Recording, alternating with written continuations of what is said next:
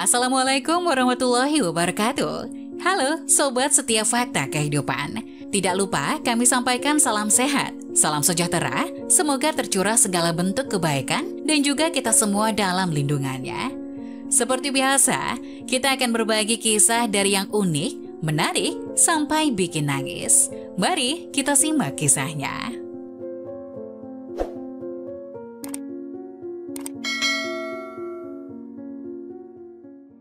Istrinya hamil, pria ini malah sebut anaknya pembawa sial. Beberapa bulan kemudian ia menyesal. Perasaan sakit hati memang tidak bisa diduga datangnya. Merasa kecewa terkadang sulit untuk diungkapkan bagi sebagian orang dan lebih memilih untuk memendamnya. Di sebuah kota kecil yang terletak di tepi sungai, terdapat sebuah pabrik kecil yang menjadi tulang punggung bagi sebagian besar karyawannya. Di antara deretan mesin dan bangunan pabrik, hiduplah dua jiwa yang tak terduga, Yono dan Niti.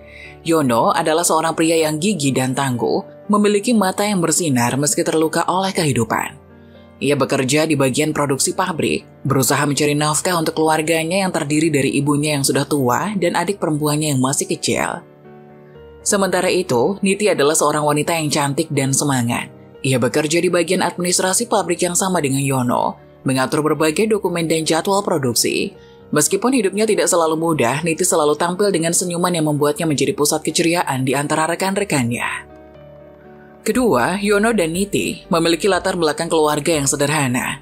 Yono dibesarkan dalam keluarga buruh tani yang hidup dari hasil pertanian kecil di pinggiran kota. Ibu dan adik perempuannya adalah segalanya baginya, dan dia memimpikan hari di mana mereka dapat hidup dengan lebih layak. Niti di sisi lain berasal dari keluarga pedagang kecil. Ayahnya memiliki sebuah warung kelontong yang menjadi penopang hidup keluarga mereka. Meski begitu, cinta menyatukan keduanya, menutupi apa yang kurang dan menyemikan apa yang perlu disemai. Karena intens bertemu di pabrik yang kecil, membuat Yono dan Niti saling memiliki rasa satu sama lain. Pertemuan tak terduga mereka terjadi di sebuah ruang istirahat kecil yang sering diabaikan oleh banyak karyawan. Suatu hari, Yono yang tengah istirahat dari beban kerja yang berat memutuskan untuk duduk di sana. Niti yang juga mencari tempat tenang memilih ruangan yang sama. Pertemuan mereka terjadi di bawah sinar matahari yang lembut. Di sana, keduanya merasa lelah dan butuh dukungan.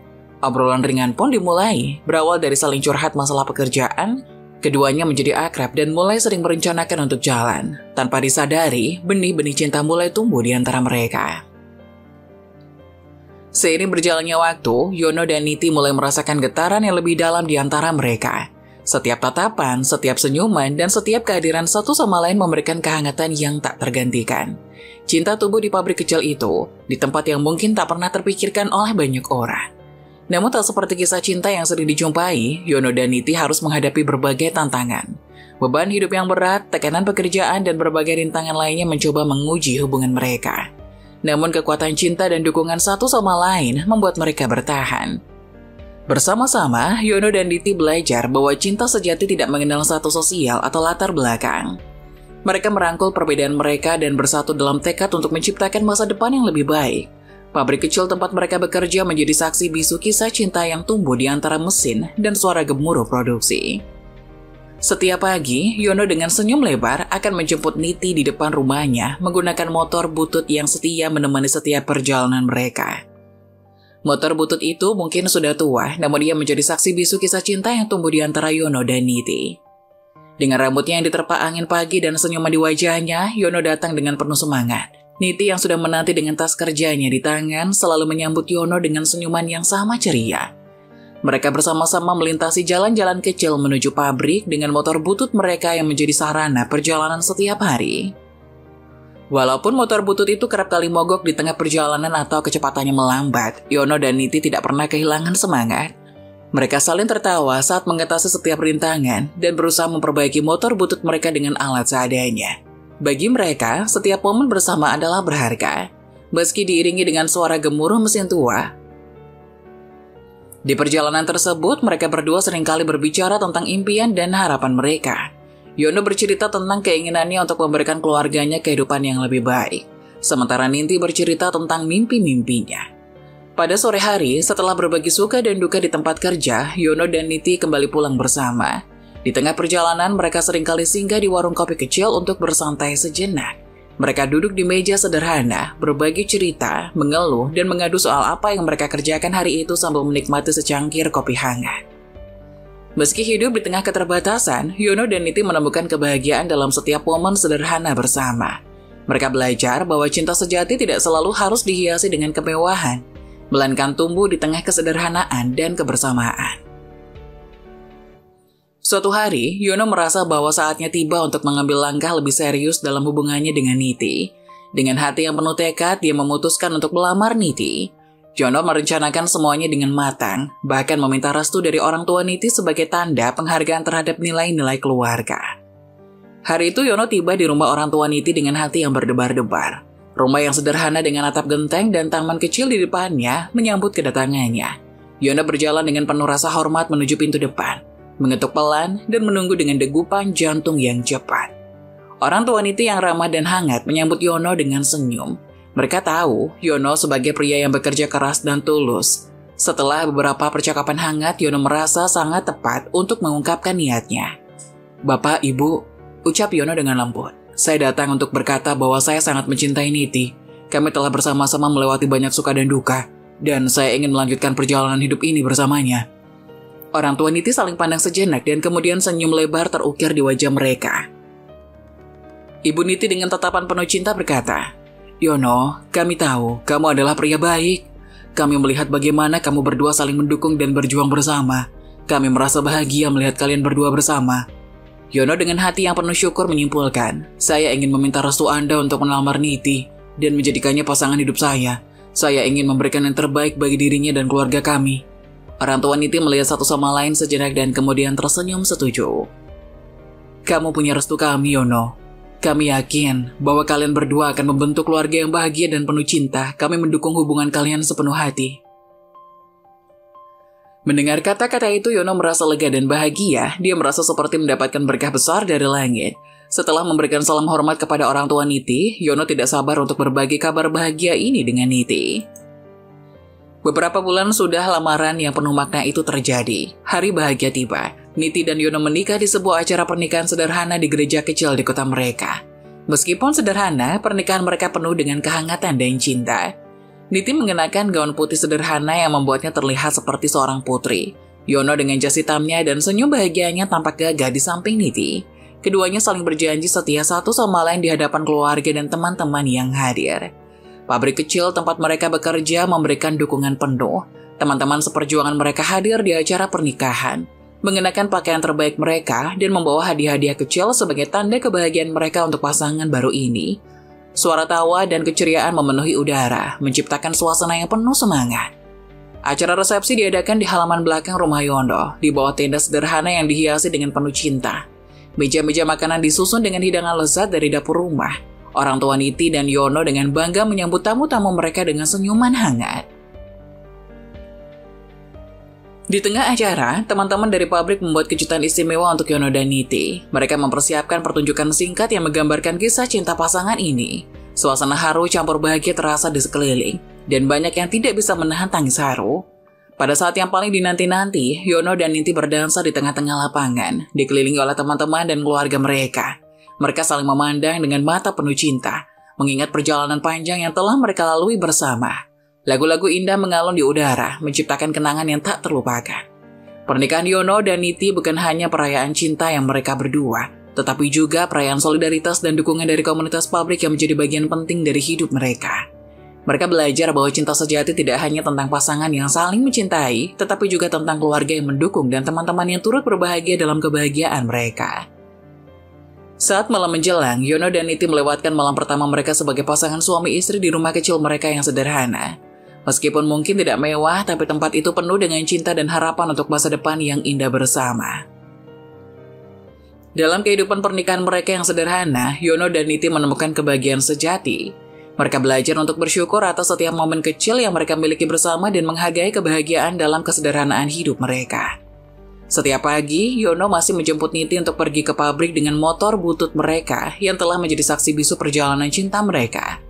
Meskipun mungkin motor tersebut sudah usang, tetapi setiap perjalanan bersama mengingatkan mereka pada awal mula hubungan mereka yang tumbuh di tengah-tengah kehidupan sehari-hari. Pekerjaan mereka di pabrik tidak pernah menjadi halangan bagi kebahagiaan mereka. Bahkan mereka bersama-sama menemukan keindahan dalam rutinitas mereka yang sederhana. Setiap pagi, ketika pulang kerja, mereka berbagi cerita satu sama lain, tertawa, dan menemukan kenyamanan di dalam pelukan satu sama lain. Pada akhir pekan, Yono dan Niti senang menjelajahi kota kecil mereka. Mereka suka berjalan-jalan di taman dan menikmati secangkir kopi di kedai kecil yang mereka suka. Keduanya belajar menikmati kebersamaan tanpa memandang seberapa besar atau kecilnya pengeluaran yang mereka miliki. Dalam perjalanan hidup mereka, Yono dan Niti merangkul kebersamaan dan saling menghargai. Mereka mengerti bahwa kebahagiaan sejati tidak selalu tergantung pada harta dan kemewahan. Itu ada di dalam cara mereka saling mencintai, mendukung satu sama lain, dan menemukan kebahagiaan dalam setiap momen bersama. Suatu hari, setelah pulang dari pabrik, Niti duduk di teras rumah mereka yang sederhana bersama Yono. Matahari perlahan tenggelam, menciptakan suasana yang tenang di sekitar mereka. Niti memandang Yono dengan senyuman penuh makna. "Niti, apa yang kamu pikirkan?" tanya Yono melihat bahwa ada sesuatu yang mengganjal di benak Niti. Niti mengambil nafas dalam-dalam sebelum akhirnya berkata, "Mas, aku ingin hidup mandiri, punya rumah sendiri." Yono sedikit terkejut mendengar permintaan itu.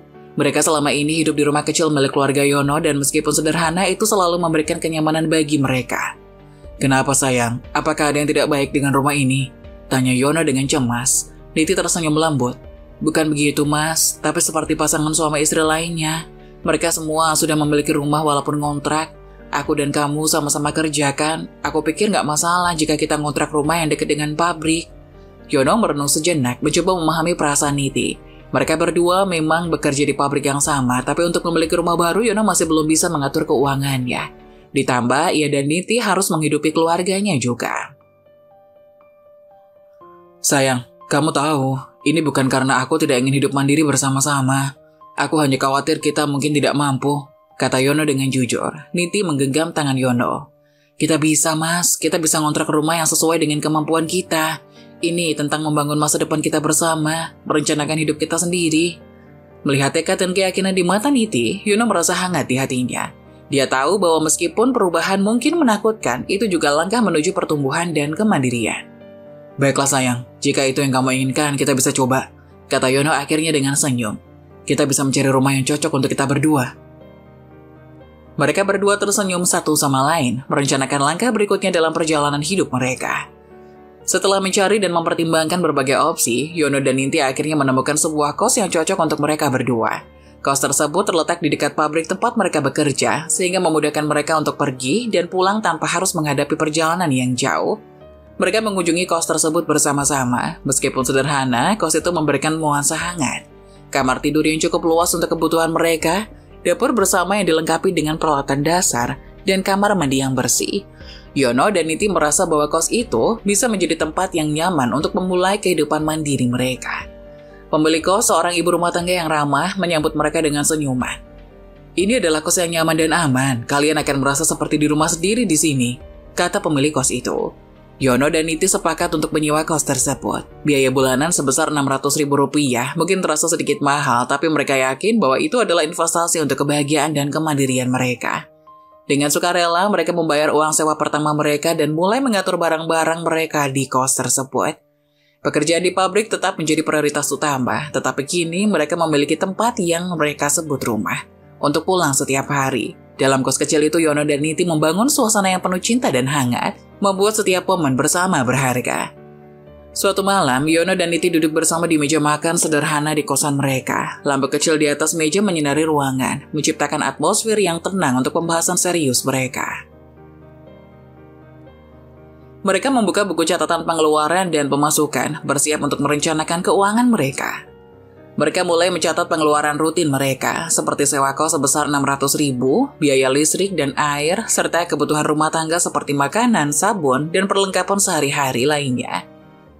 Dari sisi pemasukan, gaji keduanya setiap bulan mencapai Rp1.700.000. Yono memulai pembicaraan. "Sayang, kalau gaji kamu dan aku digabungkan, sepertinya kita masih bisa nyicil motor ya." Niti setuju. "Kamu pengen motor?" "Ya, kalau kamu bolehin." "Gak apa-apa, kamu udah nurutin aku buat ngontrak rumah sendiri, jadi aku gak keberatan kalau kamu nyicil motor. Toh kita juga masih bisa kerja kan sayang?" "Makasih ya sayang," kata Yono sambil memeluk Niti. Kehidupan awal pernikahan Yono dan Niti berjalan dengan indah. Meskipun sederhana, rumah kos yang mereka tempati menjadi saksi bisu dari setiap momen mesra dan bahagia yang mereka bagikan bersama-sama. Setiap pagi, Yono masih setia menjemput Niti untuk pergi ke pabrik menggunakan motor butut mereka. Dalam perjalanan menuju tempat kerja, mereka saling berbagi cerita, tertawa, dan menikmati setiap momen bersama di bawah sinar matahari pagi. Dalam kebersamaan itu, mereka menemukan kebahagiaan sederhana yang membuat setiap hari menjadi spesial. Pada akhir pekan, mereka sering menghabiskan waktu bersama menjelajahi kota kecil mereka. Kadang-kadang, mereka mengunjungi tempat-tempat yang memiliki kenangan khusus, seperti pabrik tempat mereka pertama kali bertemu atau kedai kopi di mana mereka sering berbagi cerita. Setiap kunjungan itu memberikan mereka kesempatan untuk mengenang perjalanan cinta mereka yang penuh warna. Di rumah, setelah hari kerja yang melelahkan, mereka menikmati momen bersama di teras kota. Menikmati senja yang perlahan memudar. Beberapa kali mereka memasak makan malam bersama, menciptakan hidangan sederhana yang penuh cinta. Setiap hidangan itu menjadi lebih spesial karena merasa menikmatinya bersama-sama di rumah kecil mereka. Suatu hari, Niti tiba-tiba merasa tidak enak badan. Tubuhnya terasa lemas, kepala pusing, dan seringkali mual hingga akhirnya ia mulai muntah-muntah. Kondisinya memburuk dengan cepat, dan Yono mulai merasa khawatir melihat istrinya yang biasanya penuh semangat menjadi begitu lemah. Setelah mengurus cuti beberapa hari untuk pemulihan, Niti memutuskan untuk melakukan pemeriksaan lanjutan ke dokter. Hasil pemeriksaan yang mengejutkan membuat Yono dan Niti merasa campur aduk. Niti ternyata tengah mengandung buah cinta mereka. Berita kehamilan ini membawa campuran perasaan bahagia, haru, dan kegembiraan di antara mereka. Yono yang tadinya penuh kekhawatiran karena kesehatan Niti, sekarang merasakan kelegaan dan kebahagiaan melihat istrinya yang kuat dan sehat kembali. Mereka berdua berbagi pelukan dan senyuman yang penuh arti di ruang dokter, merayakan kehadiran kehidupan baru yang akan segera bergabung dengan mereka.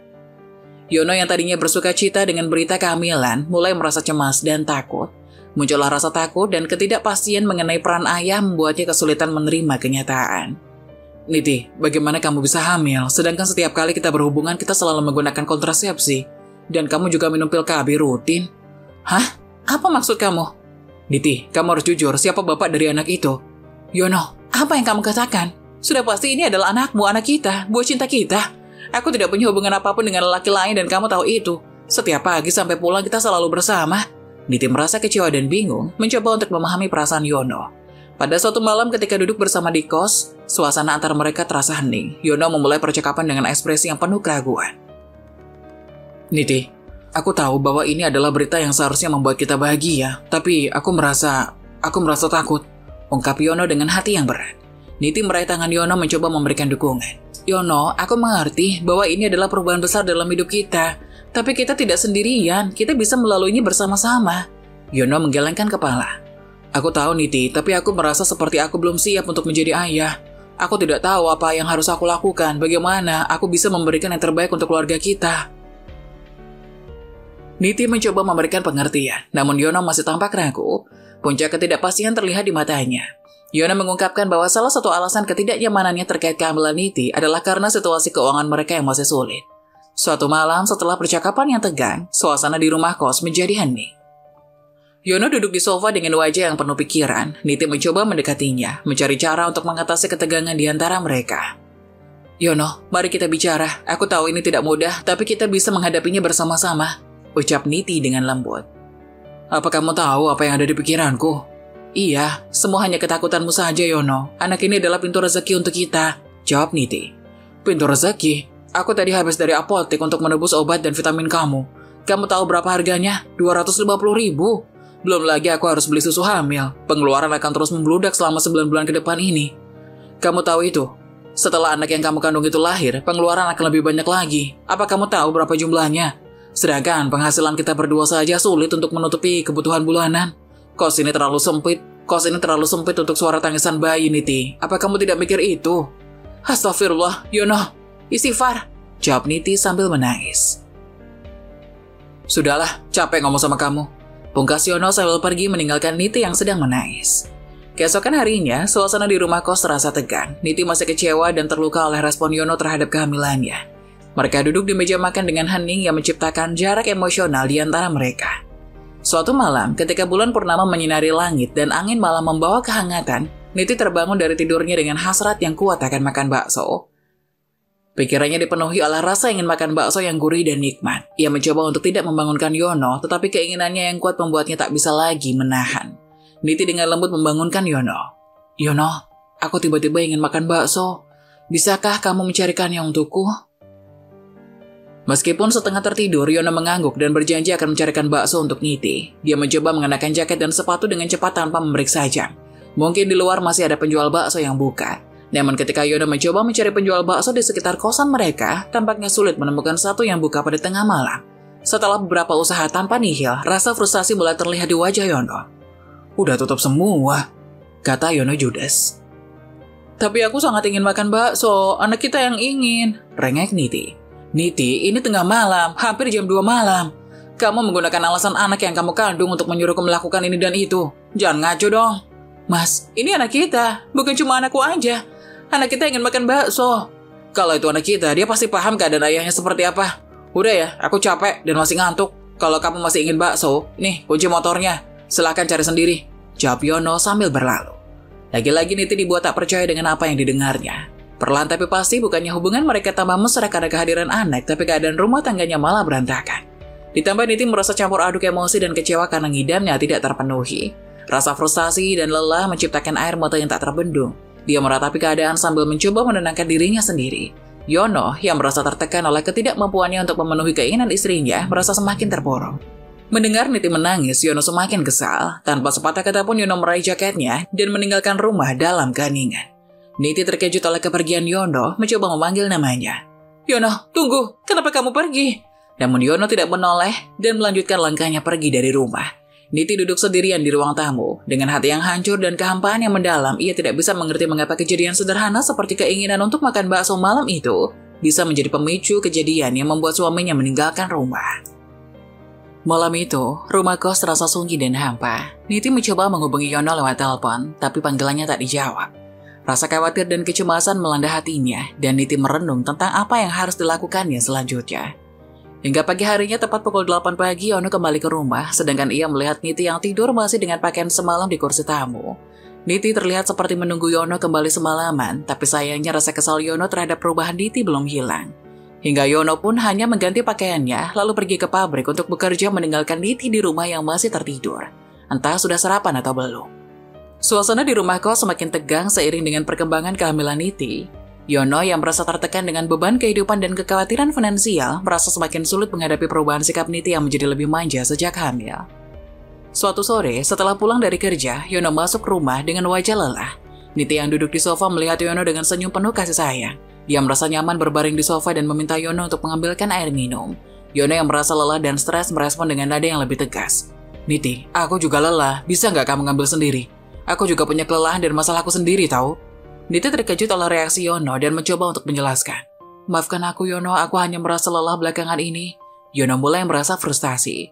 Tapi kenapa harus aku yang selalu melayani segalanya? Aku juga punya beban.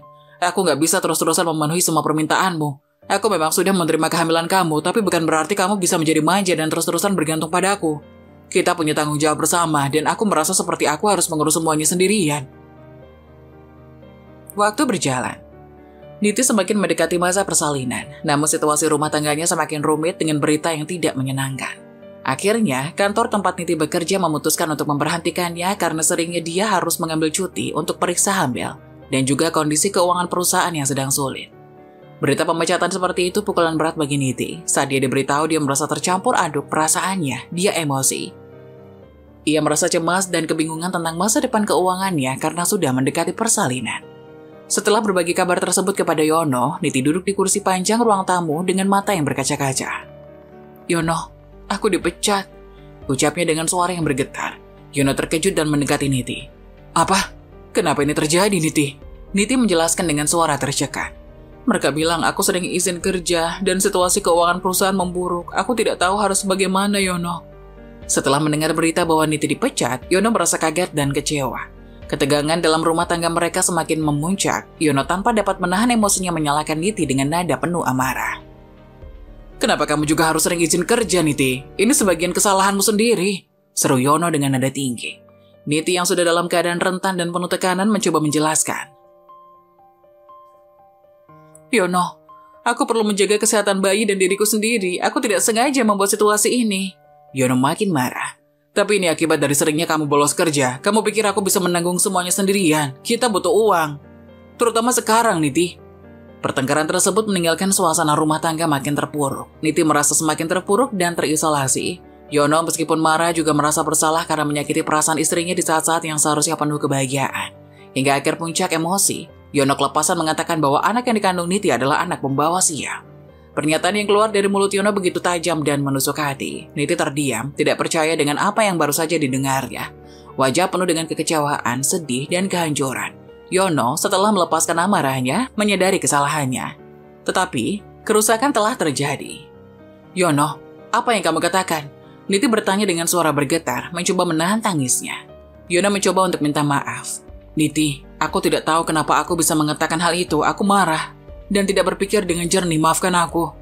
Namun kata-kata tersebut tidak dapat menghapus luka yang telah terbentuk.